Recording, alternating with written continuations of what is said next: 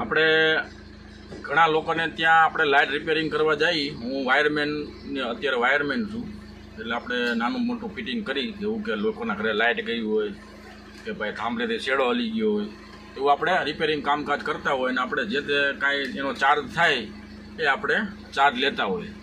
પણ અમુક લોકોને માઇન્ડસેટ કેવું હોય કે આપણે રિપેરિંગ કરવા જઈએ ને એટલે થાંભલેથી કાંઈ વાંધો હોય અથવા તો ઘરમાં કાંઈ ફ્યુઝ ઉડી ગયો હોય કે પછી શેડો બરી ગયો હોય તો આપણે એનું રિપેરિંગ કરી દઈએ અને પછી આપણે ચાર્જ મોસ્ટલી અહીંયા ચાર્જ જે ચાલે છે થાંભલે આપણે રિપેરિંગ કરવા જઈએ તો 200 રૂપિયા આપણે લઈ અને અંદર કાંઈ વાંધો હોય અને ઝાઝો સમય જાય બરાબર થોડો સમય જાય લાગે અને થોડોક જ કાંઈ વાંધો હોય ફ્યુઝ ઉડી ગયો હોય કે કાંઈ શેડો બરી ગયો તો આપણે 200 રૂપિયા લઈ.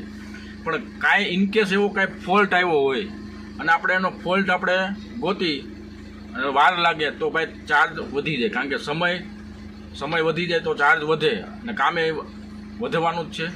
કે અમુક બોર્ડ ખોલવા પડે, જોવું પડે, તો લોકોને એવું લાગે છે કે આ લોકો ચાર્જ વધારે લે, પણ મારો ભાઈ એવું નથી.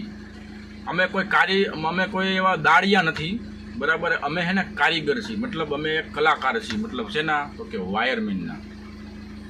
તો અમે ફોલ્ટ ગોતવા માટે અમારું માઇન્ડ અમે દોડાવી છીએ, અમે એમાં મહેનત કરી છીએ ત્યારે એ ફોલ્ટ મળે છે.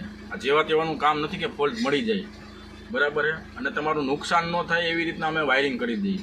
તો ઘણા લોકોને એવા માઇન્ડસેટ હોય કે ચાર્જ વધારે લે તો ચાર્જ ભાઈ અમે પણ માણસ છીએ, અમે પણ એવા રિસ્ક લઈને કામ કરતા હોય.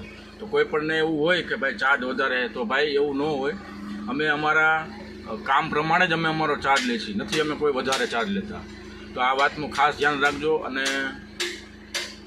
અમે રિસ્કથી કામ કરીએ તો એ પણ ખાસ ધ્યાન રાખો. જય હિન્દ, જય ભારત.